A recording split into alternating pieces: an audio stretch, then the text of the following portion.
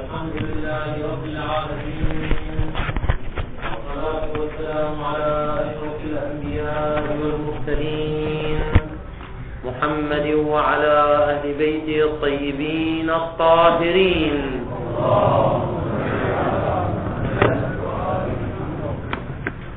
كان كلامنا ولا يزال في بيان الدليل الرابع على القول بالأعم، الوضع للأعم. والدليل الرابع هو الاستدلال بمجموعة من الروايات التي استعمل فيها لفظ العبادة في الفاسد، والاستعمال الأصل فيه الحقيقة. وذكرنا مثالين. المثال الأول هو رواية بني الإسلام على 5، والمثال الثاني هو رواية دع الصلاة أيام أقرائك. وبينا كيفية الاستدلال في الدرس السابق.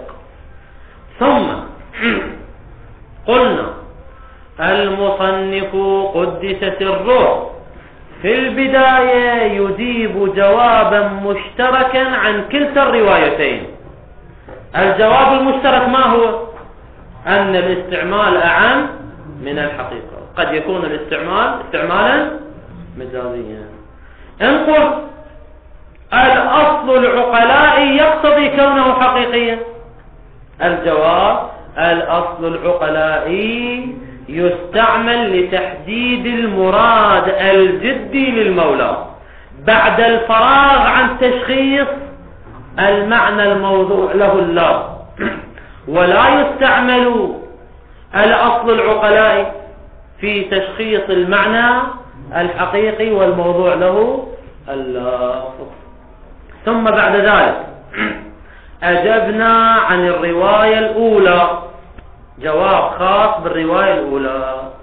وصل بنا الكلام إلى الجواب الخاص بالرواية الثانية، فنقول مقدمة. الأوامر على نوعين، الأوامر والنواهي على نوعين. النوع الأول الأوامر والنواهي المولوية، وهي ما صدر من الشارع بما هو شارع، ولذلك تستدعي امتثالا مستقلا ويترتب عليها الثواب والعقاب. إن أتى بها المكلف حصل على ثواب مستقل، وإن لم يأتي بها حصل على العقاب، كما في أغلب أوامر الشريعة كقوله تعالى أقيموا الصلاة. هذا أمر مولوي. يعني شنو أمر مولوي؟ يعني صدر من الشارع بما هو شارع، ولذلك له امتثال وعصيان ويترتب عليه ثواب وعقاب مستقلين. النوع الثاني الأمر والنهي الإرشاديان، وهو ما صدر من الشارع لا بما هو شارع، وإنما بما هو مرشد، وبما هو عالم الغيب، وبما هو مطلع على الواقع، وبما هو عاقل وسيد العقلاء. وميزة هذا النوع من الأحكام أنه لا يستدعي امتثالا وعصيانا، ولا يترتب عليه ثواب وعقاب. إذا اتضح ذلك نقول قوله عليه السلام دع الصلاة أيام أقرائك هو حكم إرشادي وليس حكما مولويا. وقالوا في محله الذي يشترط بالقدرة ويستحيل فيه التكليف بغير المقدور إنما هو الأمر المولوي. أما الأمر الإرشادي والنهي الإرشادي فيمكن أن يتعلق حتى بغير المقدور، وذلك لأن الإرشاد له موارد عديدة. قد يكون إرشادا إلى الجزئية كالأوامر المتعلقة بالأجزاء، كما في اركع واسجد واقرأ الحمد. الأوامر التي تتعلق بالأجزاء هي أوامر إرشادية إلى أي شيء؟ إلى الجزئية. أو إرشاد إلى الشرطية كالأمر بالطهارة أو النهي عن الحدث، فهذا إرشاد إلى الشرطية. وقد يكون إرشادا إلى المانعية، يعني يصدر النهي عن شيء ويكون النهي إرشادا إلى كون هذا الشيء مانعا، كما في قضية مثلا الحدث لا تحدث في الصلاة، قد يكون إرشاد إلى مانعية الحدث من صحة الصلاة، وأمثلة كثيرة على هذا المورد. إذا كان الأمر كذلك، فإذا حملنا قوله دع الصلاة أيام أقرائك على الإرشاد، فهو إرشاد إلى أي شيء؟ إرشاد إلى أي شيء؟ الجواب هو إرشاد إلى المانعية. فنقول هذه الرواية ترشد إلى كون الحيض مانعا من صحة الصلاة. بعبارة أخرى هو إرشاد إلى عدم قدرة المرأة الحائض على الصلاة الصحيحة،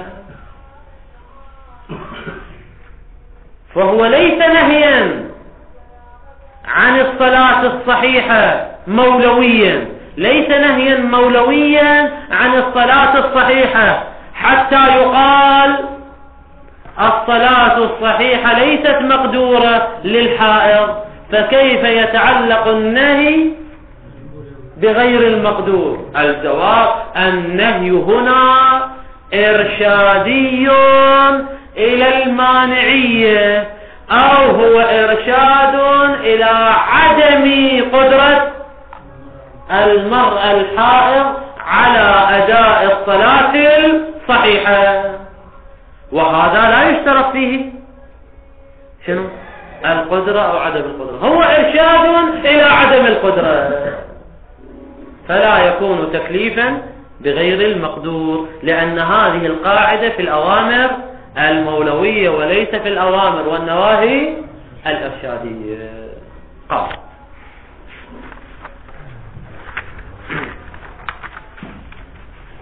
وفي الرواية الثانية الإرشاد، طبعا هذا عطف على شنو؟ عطف على قوله معا أن المراد في الرواية الأولى كذا وكذا، وفي الرواية الثانية يعني أن المراد في الرواية الثانية هو الإرشاد إلى عدم القدرة على الصلاة، يعني عدم قدرة الحائض على الصلاة الصحيحة، فهو أمر أو نهي إرشادي، وهو يمكن أن يتعلق بغير المقدور. أصلا هو إرشاد إلى عدم القدرة. وهنا ينبغي أن نشير إلى أن الإرشاد هنا العاقل له حالتان. الحالة الأولى أن يستقل العقل بإدراك المانعية.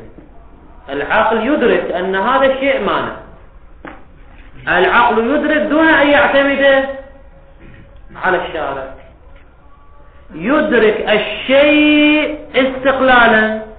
فالأمر أو الأمر الشرعي أو النهي الشرعي يكون إرشادا إلى حكم العقل المستقل، كما في استقلال العقل بوجوب طاعة الله سبحانه وتعالى. العقل لوحده يدرك أن طاعة الله تعالى واجبة، هذا شكرا للمنعم، دفعا للضرر بأي طريقة كانت.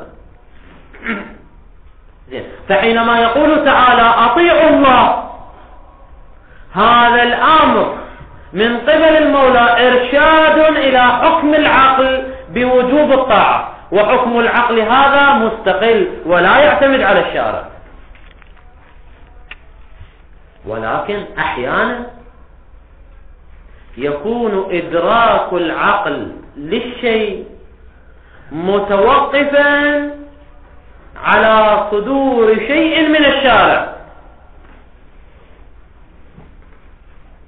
يتوقف على صدور شيء من الشارع، وإلا العقل لوحده لا يدرك ذلك. ولذلك فرقوا في معاملات الصبي غير المميز والصبي المميز، فقالوا معاملة الصبي غير المميز مثال للأول، وهو ما يستقل العقل بمانعيته. ولذلك حتى لو لم يأتي أمر من الشارع، العقل والعرف ماذا يدركون؟ أن معاملة الصبي غير المميز باطلة. فحينما ينهى الشارع عن معاملة الصبي غير المميز، هذا إرشاد إلى حكم العقل المستقل الذي هو غير مستقى من الشارع. ومثلوا للثاني بالصبي المميز، حيث إن العقل لو ترك وحده، والعرف والعقلاء لو تركوا وحدهم، فماذا يقولون؟ يقولون معاملات الصبي المميز صحيحة، لأن الصبا ليس مانعا. العقل لا يقول أن الصبا مانع، ولكن باعتبار أن الشارع اشترط البلوغ في العقد، العقل فهم أن الصبا مانع لأن الشارع اشترط البلوغ. زين، هذا إدراك المانعية استقل به العقل أو لم يستقل؟ لم يستقل به العقل. بعد أن حكم الشارع باشتراط البلوغ، يلا شنو؟ استنتج العقل أن الصبا مانع. وموردنا من أي نوع؟ حينما نقول دع الصلاة أيام أقرائك، من النوع الأول الذي يستقل به العقل، أو من النوع الثاني الذي لا يستقل به العقل؟ الجواب: العقل لو ترك وحده، والعقلاء لو تركوا وحدهم، فهم لا يرون الحيض مانعا من الصلاة الصحيحة، ولكنه بما أن الشارع اشترط الطهارة من الحدث الأكبر في الصلاة، استنتج العقل أن الحيض والجنابة وغير ذلك هي موانع من صحة الصلاة. إذن هذه الرواية هي إرشاد إلى حكم العقل بالمانعية الذي هو مستقى من اشتراط الشارع الطهارة في الصلاة. صار واضح هذا؟ أي نقطة لابد أن نلتفت إليها. زين. وإلا قد واحد يقول الأصل في الأوامر أن تكون مولوية، وكونها إرشادية خلاف الأصل يحتاج إلى دليل. فما هو الدليل الذي دعاكم إلى تفسير الأمر أو النهي في هذه الرواية بأنه ليس مولويا وإنما هو إرشادي؟ يعني الأمر المولوي والإرشادي كأنه تقريبا مثل المعنى الحقيقي والمعنى المجازي. الأصل هو المعنى الحقيقي والمجازي يحتاج إلى قرينة. هنا كذلك الأصل في الأمر أن يكون مولويا وكونه إرشاديا يحتاج إلى دليل. فما هو الدليل الذي اعتمدتم عليه في تفسيركم للرواية بالأمر الإرشادي؟ الجواب نقول المرأة الحائض إذا قامت وصلت فهناك صورتان. الصورة الأولى أن تأتي بالصلاة مع نية القرب لله تعالى، تصلي وهي تعلم بأن الشارع يشترط الطهارة، تصلي وتنوي قربة إلى الله تعالى. وفي هكذا صورة لا شك ولا شبهة في أن هذه المرأة ارتكبت حراما، لأن هذا تشريع محرم، إدخال ما ليس في الدين في الدين، أو ما لا نعلم أنه من الدين ندخله في الدين، فهذه بدعة وتشريع محرم، وهذا خارج عن محل كلامنا، هذا واضح ولا يحتاج أن نبحثه هنا. الصورة الثانية أن تصلي المرأة الحائض من غير نية للقربة، من غير نية القربة، وإنما قصدت الرياضة بالصلاة. أنت تختار هاي الحركات، قيام وقعود وسجود وإلى آخره. في هذه الحالة يا حالة التي ليس فيها نية القربة يوجد فرضان. الفرض الأول أن يكون ما أتت به هذه المرأة بدون نية القربة، هذا العمل الذي أتت به لا يصدق عليه عرفا أنه صلاة، كما لو أخلت ببعض الأجزاء التي تؤدي إلى امحاء صورة الصلاة، كما لو أخلت بمن مثلا بالترتيب أو أخلت بالموالاة. أخلت بالموالاة، كبرت وقرأت الحمد ثم ذهبت ورا نص ساعة يلا اجت شنو قرأت السورة، ثم ورا نص ساعة يلا ركعت. هاي عرفا تسمى صلاة أو لا تسمى صلاة؟ لا تسمى صلاة، عرفا لا تسمى صلاة. وفي هذه الحالة في هذا الفرق لا شك ولا شبهة أن هذه المرأة لم ترتكب حراما، أصلا لم ترتكب حراما. لماذا لم ترتكب حراما؟ أولا لا نوت القربة، وثانيا ما أتت به لا يسمى صلاة عرفا. الفرض الثاني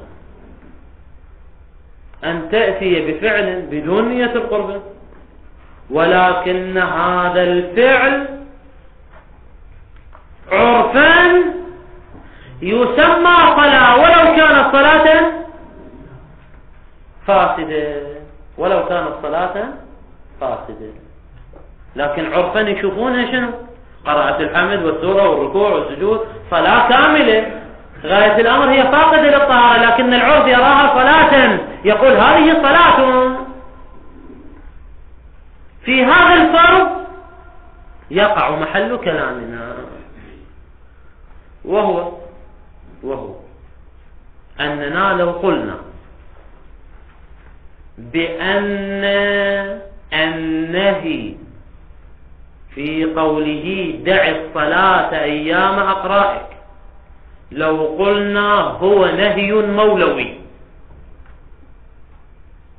وقلنا الصلاة عنوانها يشمل الصلاة الفاسدة، فالنتيجة أن هذه المرأة الحائض التي صلت دون أن تنوي القرب وفعلها يصدق عليه صلاة عرفا، يلزم أن يكون شنو؟ ارتكبت حراما أو لم ترتكب حراما. لو كان النهي مولويا وعنوان الصلاة شامل للصلاة الفاسدة، فهذه المرأة فعلها يسمى صلاة أو لا؟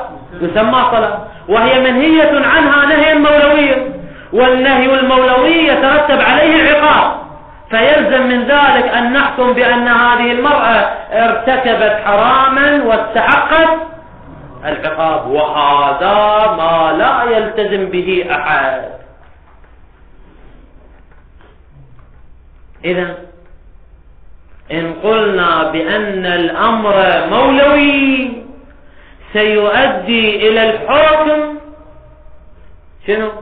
بأن هذه المرأة في هذا الفرض تستحق العقاب، والتالي باطل إذ لم يقل أحد باستحقاقها العقاب، فالمقدم مثله. إذن الأمر ليس مولويا بل هو إرشادي.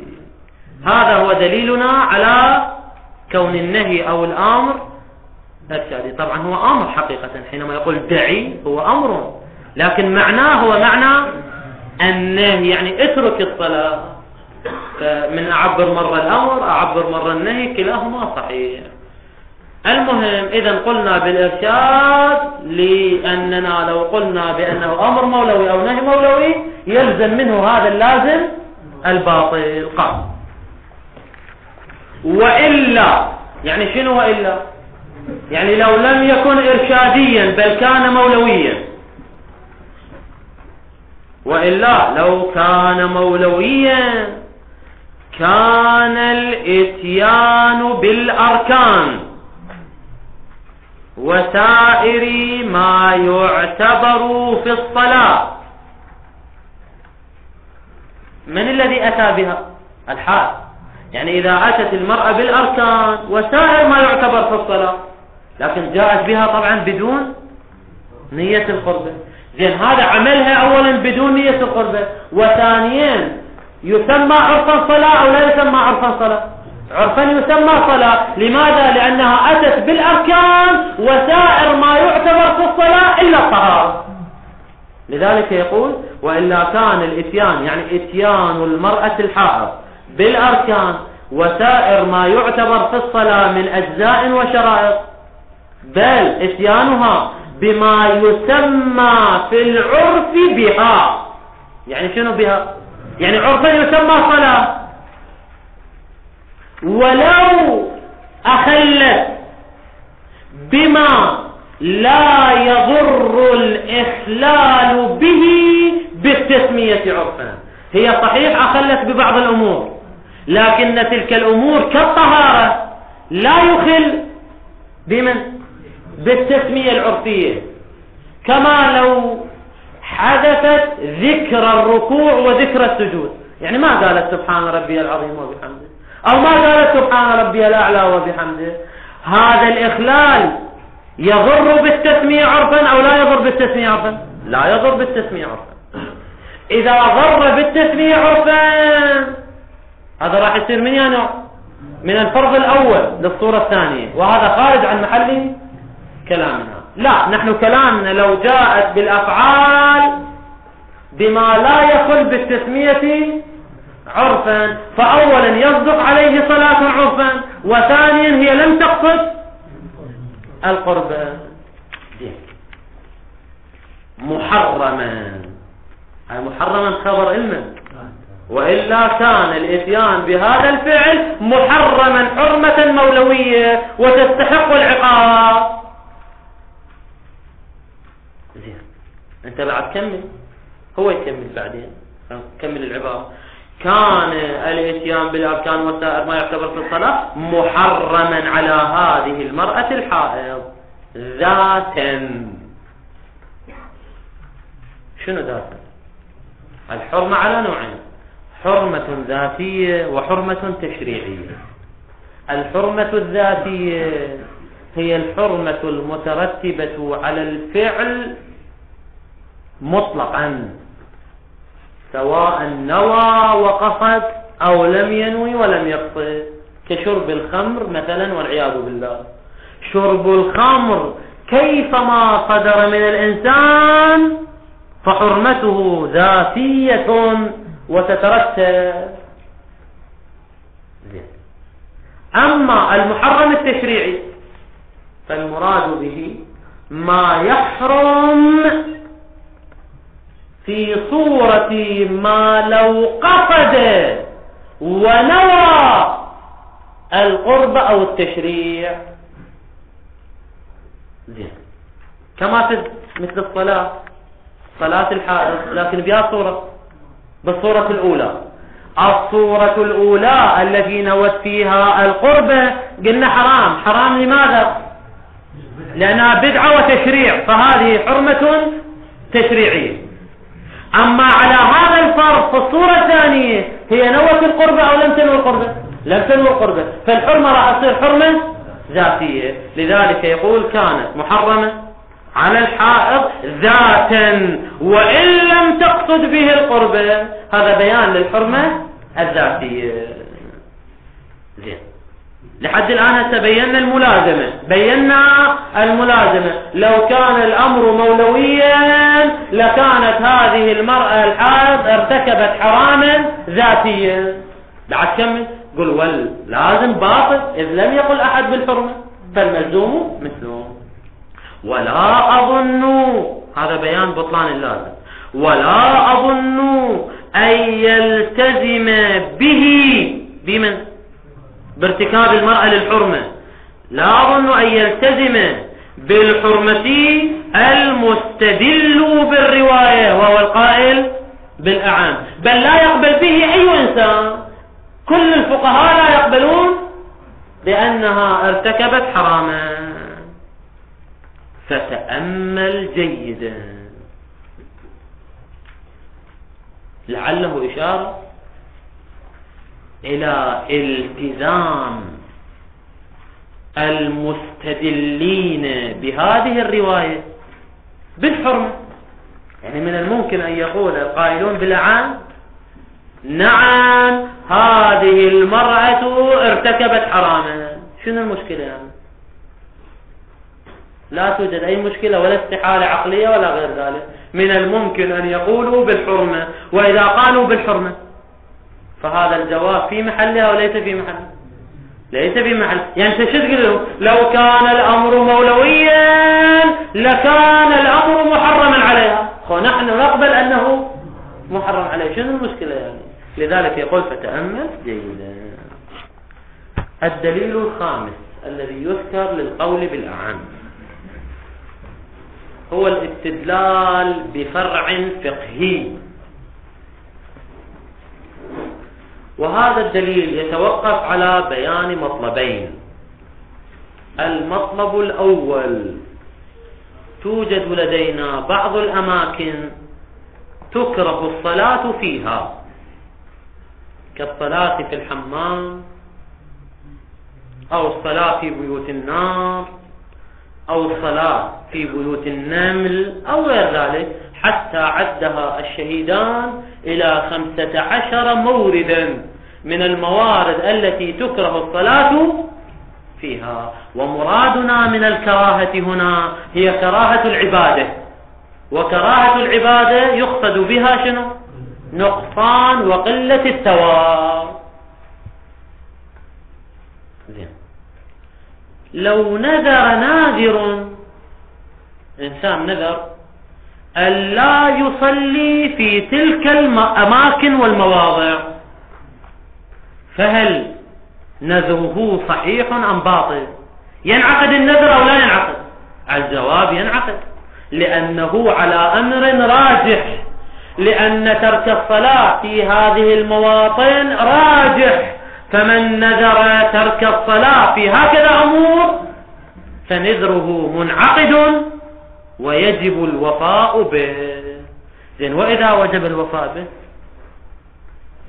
يجوز له أن يصلي في هذه الأماكن أو لا يجوز؟ لا يجوز.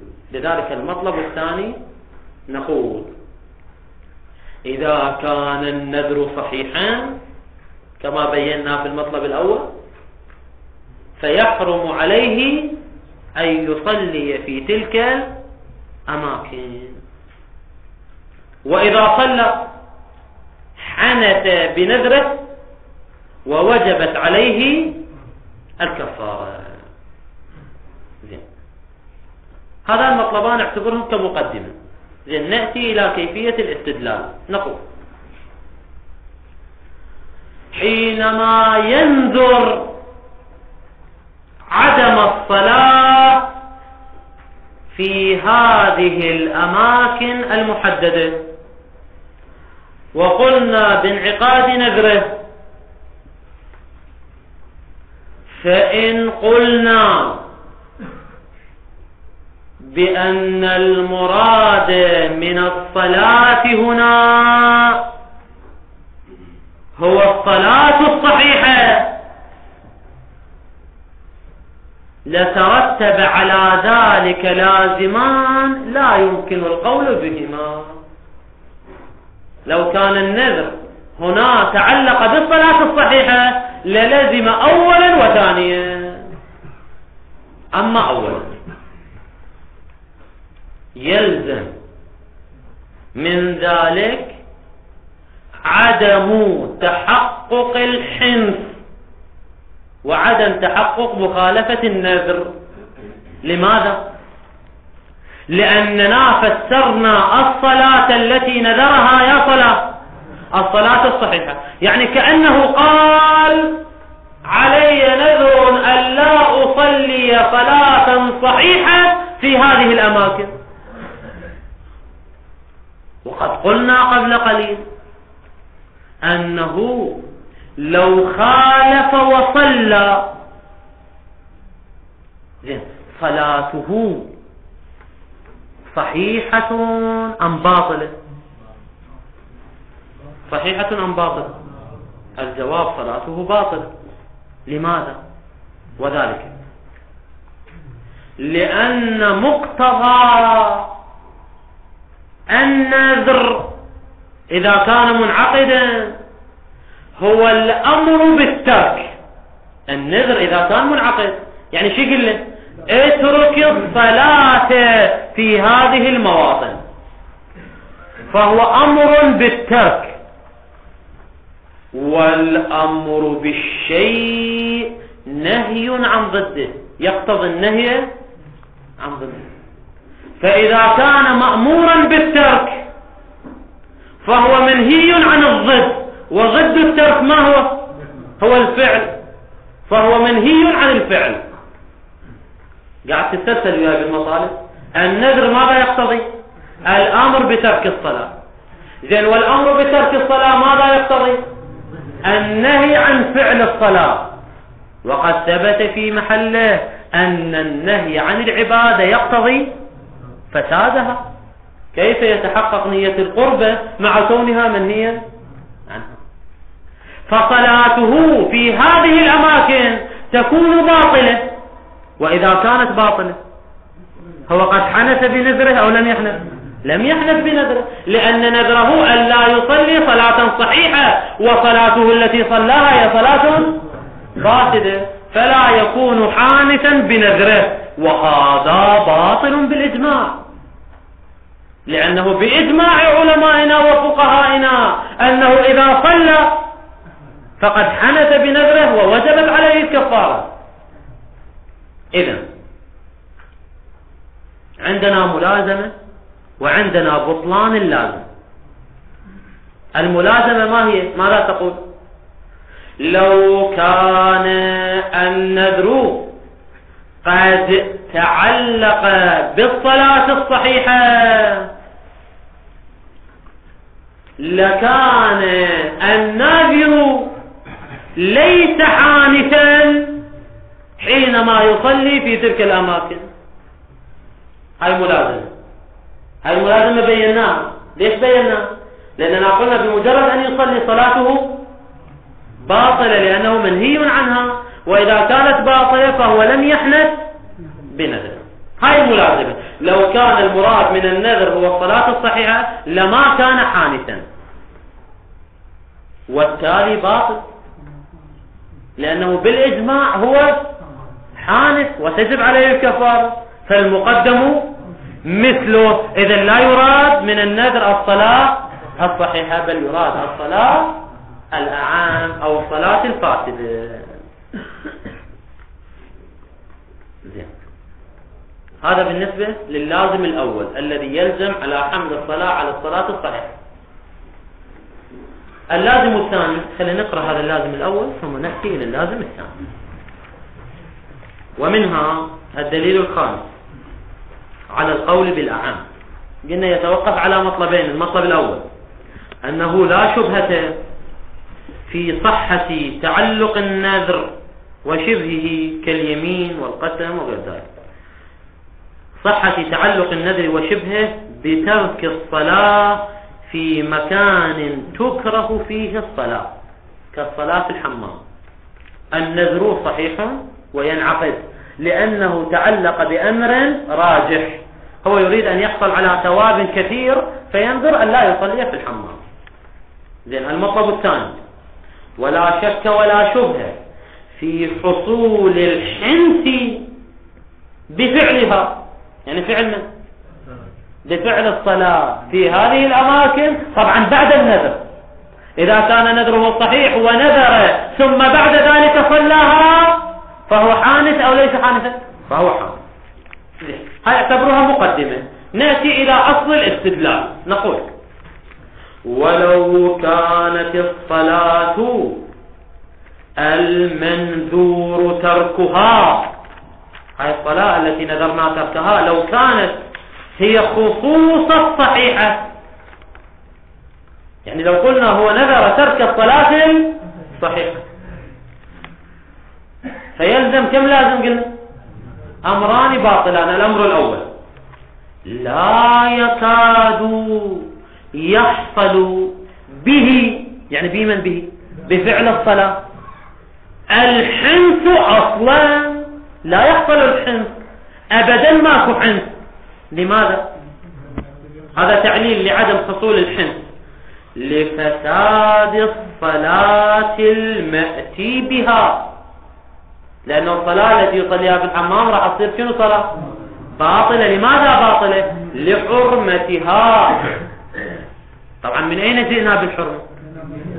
لأن الأمر بالترك يقتضي النهي عن الفعل، فالصلاة قد نهي عن فعلها فهي محرمة، وحرمة العبادة تقتضي فسادها. فإذا كانت الصلاة فاسدة فهو صلى صلاة فاسدة مع أنه نذر أن لا يصلي صلاة صحيحة، فقد خالف نذره أو لم يخالف؟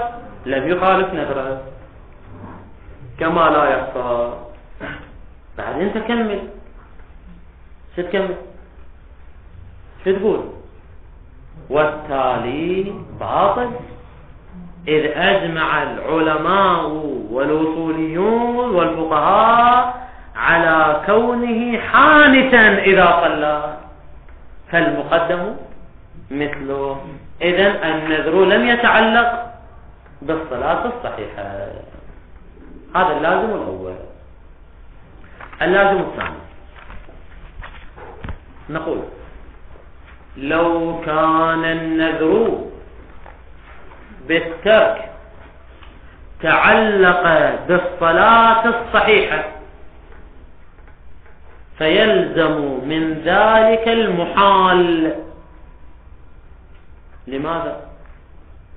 لأن نذره لترك الصلاة الصحيحة فرع إمكان تحقق الصلاة الصحيحة.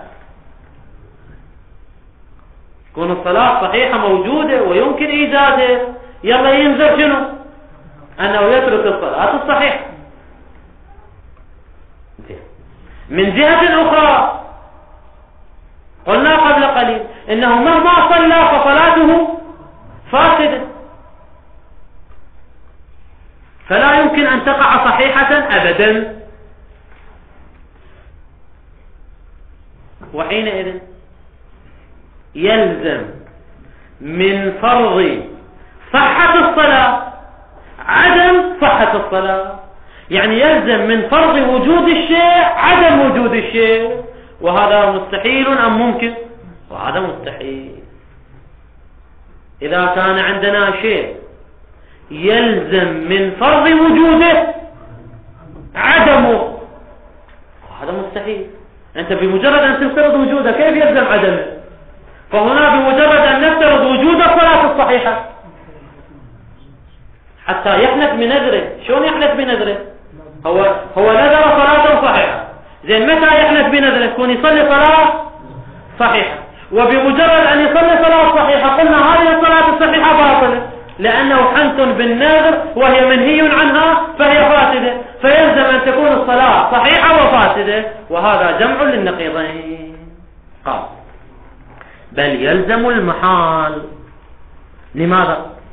فإن النذر حسب الفار قد تعلق بالصحيح من الصلاة.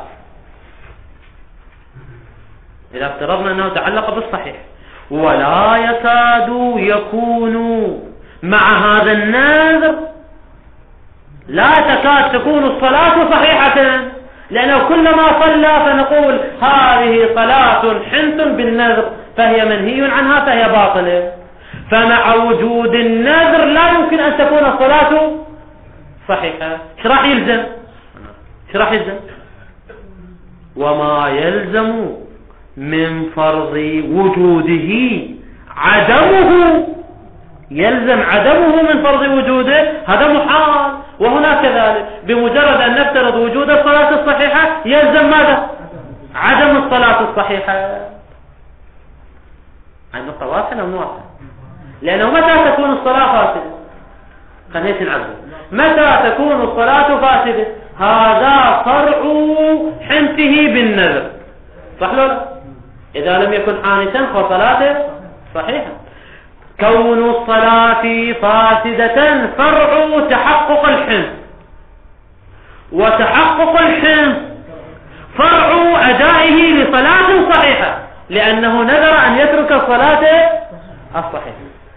فالحنث بالنذر لا يتحقق إلا إذا أتى بصلاة صحيحة. زين، ونحن نقول فساد الصلاة متفرع على الحنث، يعني هذه الصلاة الصحيحة التي حققت الحنث صارت صلاة فاسدة، فتكون صحيحة وفاسدة، وهذا محال. زين، هذا هو الدليل الخامس. الآخوند الخراساني قدس سره يجيب عن ذلك بجوابين. نذكر الجواب الأول سهل يسير، ونترك الجواب الثاني للدرس القادم. الجواب الأول يقول الآخوند هذه مسألة فقهية، وسواء قلنا أن النذر تعلق بترك الصلاة الصحيحة، أو قلنا إن النذر تعلق بالصلاة الفاسدة، فهذا ما هو ربطه بمحل كلامنا. لو سلمنا بعدم إمكان تعلق النذر بالصلاة الصحيحة، يعني لا يمكن أن يتعلق النذر بخصوص الصلاة الصحيحة، بل النذر يتعلق بالأعم. هذا حكم فقهي، يجوز تعلق النذر بالصلاة الأعم ولا يجوز تعلقه بالصلاة الصحيحة. لأن هذا شنو ربطه بمحل كلامنا؟ محل كلامنا أن الصلاة موضوعة للصحيح أو موضوعة للأعم. نحن نتكلم عن الواقع وليس عن الجواز الفقهي وعدم الجواز. أعيد لك الجواب. هذا الفرع الذي ذكر إنما يبين لنا ماذا؟ يبين لنا حكما فقهيا فرعيا. تارة يقول يجوز ويمكن أن يتعلق النذر بالصلاة الصحيحة، أو نقول لا يمكن أن يتعلق النذر ولا يجوز أن يتعلق بالصلاة الصحيحة، بل شنو؟ يتعلق بالصلاة الأعم. إيماننا بصحة تعلق النذر بالصلاة الأعم وعدم صحة تعلقه بالصلاة الصحيحة، هذا حكم شرعي يجوز أو لا يجوز، يصح أو لا يصح. هذا أجنبي عن محل كلامنا، لأن محل كلامنا أن هذا اللفظ موضوع لغة وشرعا للصلاة الصحيحة أو موضوع للصلاة الأعم. ما لنا علاقة بجواز تعلق النذر أو عدم جواز تعلق النذر.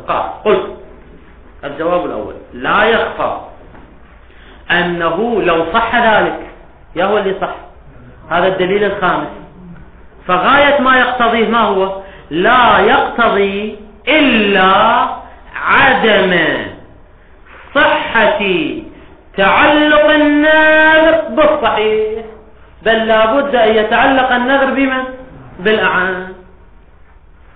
وهذا قول وهو بحث فقهي أجنبي عن محل كلامنا. لا يعني شنو؟